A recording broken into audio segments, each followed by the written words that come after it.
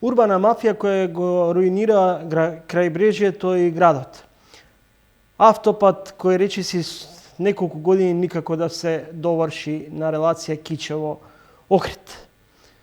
Охрид стравуваше да го изгуби приматот на град на УНЕСКО. Не е лесно да се управува со град под Самуиловата тврдина, кога ви тежат овие јавни перцепции. Град кој важи за туристичка дестинација, посакувана не само за македонските граѓани, но и за голем број на граѓани пред се од нашето окружување. Охрид важи за една од општините со најголеми долгови во моментов. Во ова издание на Тренинг мој соговорник е доктор Кирил Пецаков, градоначалник на Охрид. Добре дојдовте во емисијата. Добро ве најдов, благодарам поканата. Најпрво благодарам што директно од Охрид дојдовте во студиото. Со задоволство. Не ви паѓа, мака што и натаму речиси неколку години возиме по руинирани патишта? Како не, со оглед на тоа што пред да станам пратеник, зборувам за 2020 година, 3 години веќе секојдневно го, можда не секојдневно, ама на 3 дена го возев тој автопат, специјализирајќи на делот на детска и превентивна стоматологија, па се надовар за сето тој последната година како пратеник пред да станам градоначалник, така да кажам дека повеќе од мачно е и жално е тоа што се случува со автопатот, при тоа потпишувајќи 3, односно веќе 4 анекси на договори, а помарнување од мртва точка нема. Во последниве месец дена има некакво помарнување, мислам дека е сменат изведувачот на делницата од Охрид до Новосело, па има некакво помарнување, како и да е, не само охриѓани, туку буквално сите оние кои што патуваат на Охрид, силно го посакуваат овој автопат, така да се надевам дека во скоро време ќе имаме конечно готов автопат, по кој што не само туристите, туку и ние ќе патуваме безбедно. Автопатот кој започна да се работи пред неколку години, уште и во мандатот на ВМРО-ДПМН продолжи, во СДСМ се прави анекс на договори и за овој дел виси оној впечаток за корупција, криминал, кој се тоа работи за да се пролонгира или да се отежни патот до конечна финализација на оваа делница? Па не би можел точно да дефинирам, меѓутоа факт е дека Министерството на транспорт и врски е одговорно за овој дел и токму тие сите министри кои што во минатото и сега Бочварска и претходно Сугарески беа тие кои што ги потпишуваат тие анекси на договори, тие кои што викаат дека учествуваат во некакви се преговори со кинезите, односно оние кои што ги обезбедија средствата, преку кои што се обезбедија средствата. Реалноста е дека ние имаме вистински проблем по однос на автопатот како држава, зошто и како не се случува, односно не го гледаме напредувањето и зошто и како гинат луѓе секојдневно на тој автопат, ќе треба време тоа покажа се како институциите. Зошто Охрид важи за најзадолжена општина? Според последни податоци, над 8 милиони евра е долгот на општината. Не, поголем. Поголем? Да. Општина што е уште потрагично. Катастрофално. Имав и престокму на таа тема. Општина Охрид ја презедовме со 14 милиони евра долг и 8 милиони евра долг на јавните предпријатија, значи вкупниот долг е 22 милиони евра. Таа е финансиската состојба со која што се сретнавме, и сега зошто има повеќе параметри. Ќе кажам само две работи. Во минатото настана одредени долгови правејќи спортската сала, кои што долгови се накалемува, а секако имаше и изработката на колекторот во тој период слично со гранит меѓу другото, и настана долг кој што тековно само растеше и растеше. Општина Охрид не напредуваше толку брзо во таа фаза, во тие фази на децентрализација, па за да може самостојно да делува по овие работи, како и да е. Во минатото некаде околу 2013-14, па и 15, тој долг почна драстично да се намалува, за веќе во 2019 година да добиеме 8,8 отприлика милиони евра, со кој што општината треба се раздолжи.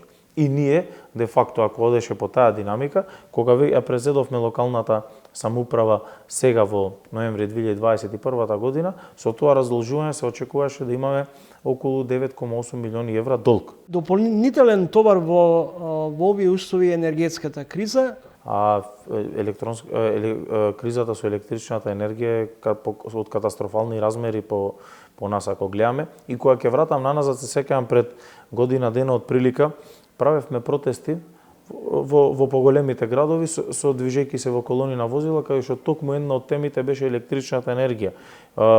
Точно јас не се разбирам зошто сме се довеле до оваа ситуација, тоа не ми е професија, меѓутоа имаше луѓе во партијата, комисија, секако за енергетика и председателот Христијан Мицковски, кој што јасно и гласно кажуваше дека Македонија пред се светот, а и Македонија ќе се доведе до оваа ситуација. И ево година дена подоцна, кога веќе е засегнат джепот на граѓаните, оваа криза со електричната енергија чувствуваат сите и сметам дека државата ненавремено реагираше. Тие проблеми веќе се проширија и на јавните предпријатија и на локалните самоуправи, кои што ќе остават катастрофални последици. Што значи најавата на градоначалничката на Скопје и председател на ЗЕЛС дека ќе ги радикализирате барањата кон централната власт, доколку владата нема слух за вас како општини?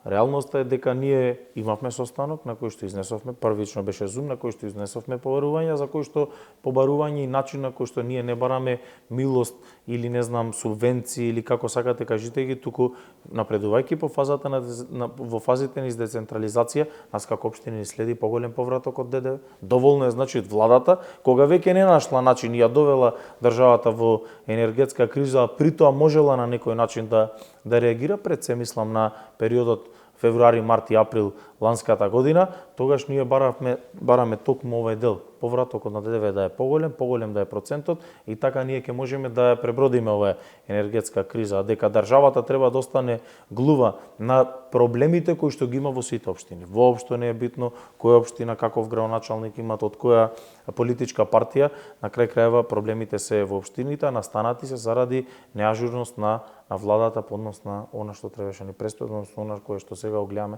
тоа е енергетската криза.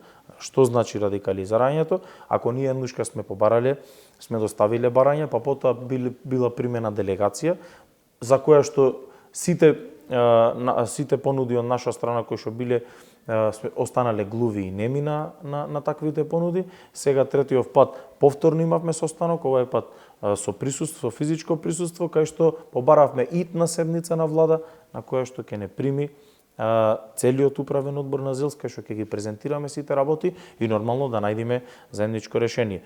Таа итна седница и после 2 недели се уште не е случена, така да ќе видиме откако ќе го имаме тој состанок, ќе одлучиме за нашите чекори.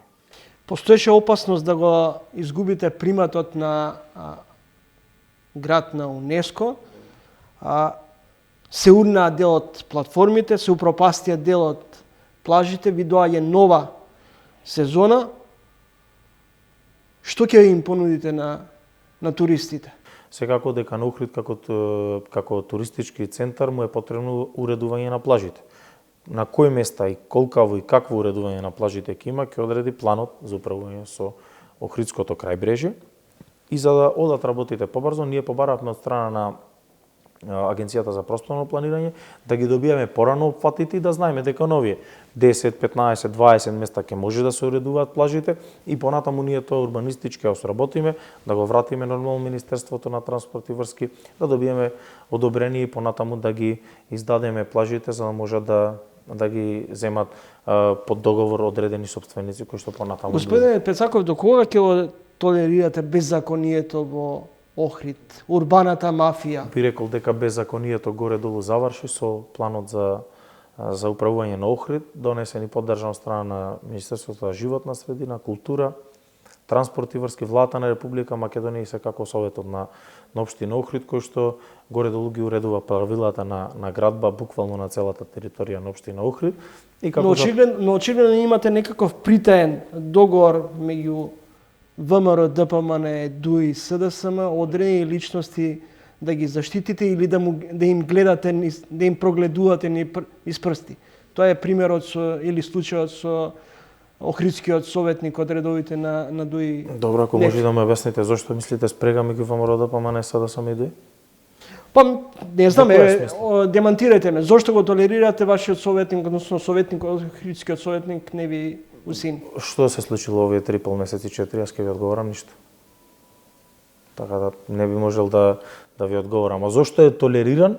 Тоа е сосема друго. И може и да разговарате и да прашате тие кои што го толерирале, тие кои што деле на кафе и чај со него по чаршија, тие кои што се сликале. Му е урнавте платформата? Нема платформата, нема плажа.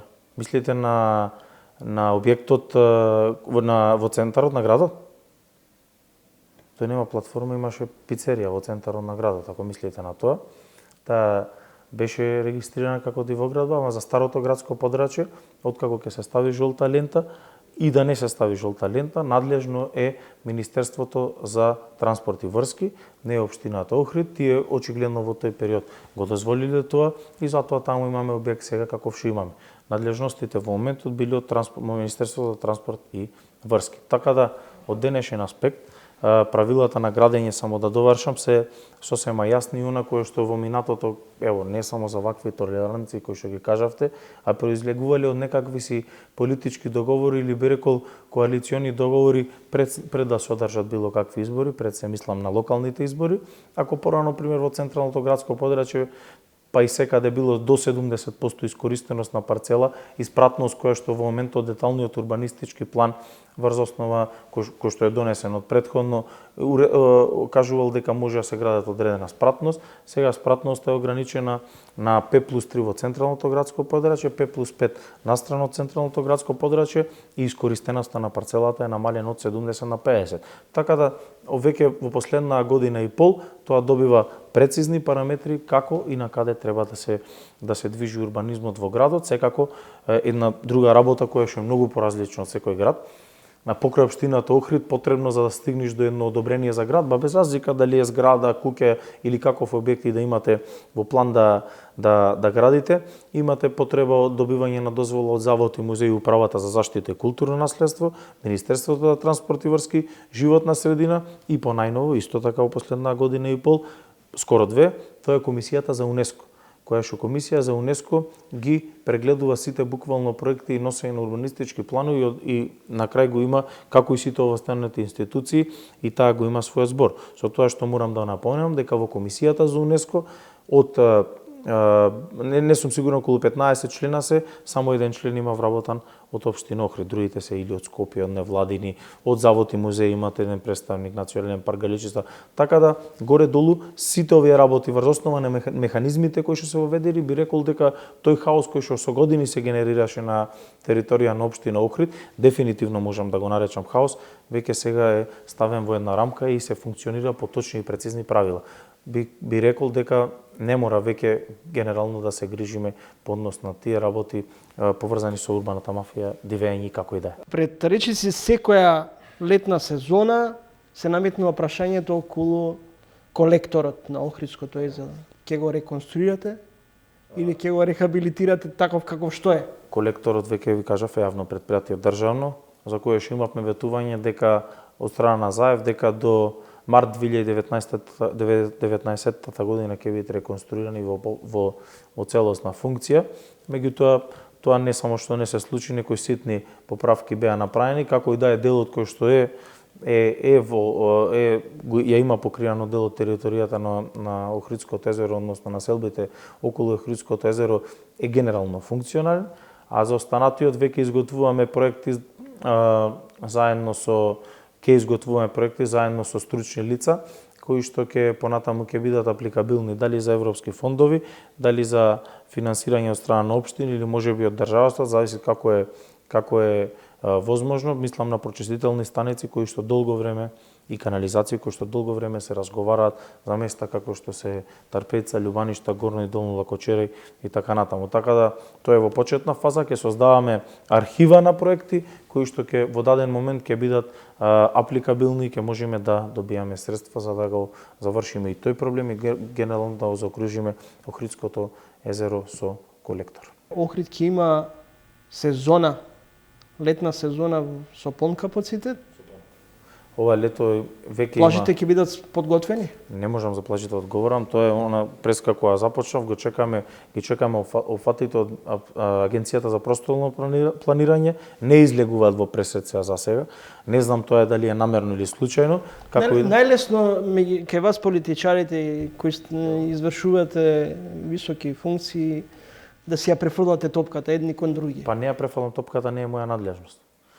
И тоа не значи дека не се интересирам, аз ви кажав дека 3 пати веќе бев во Агенцијата за просторно планирање и во транспорт и врски. Ги бараме, опфатите, значи наместо тие да ги работат, ние да ги сработиме како одделение пример за урбанизам и општина Охрид и да можеме понатаму да ги поминиме. Меѓутоа не наидувам на слух. И не е тоа спорно. Охрид во догледно време ќе има уредени плажи во моментот кога тие документи или таа можност ќе стигне до нас, а дека ќе работи во полн капацитет, ќе работи. Има најава за доста гости и отворање на нови авионски линии кои што досега во Охрид не биле случај да функционираат и да летат. Доктор Кирил Пецаков, градоначалник на Охрид, освен што сте татко на градот, работите како стоматолог во ова време? Откако сум во као градоначалник, не. Ви благодарам за гостувањето во емисијата. Ви благодарам на поканата. Почитувани гледачи, тоа беше Кирил Пецаков, градоначалник на општина Охрид, а со ова го продолжуваме серијалот на разговори со новите градоначалници во Република Северна Македонија.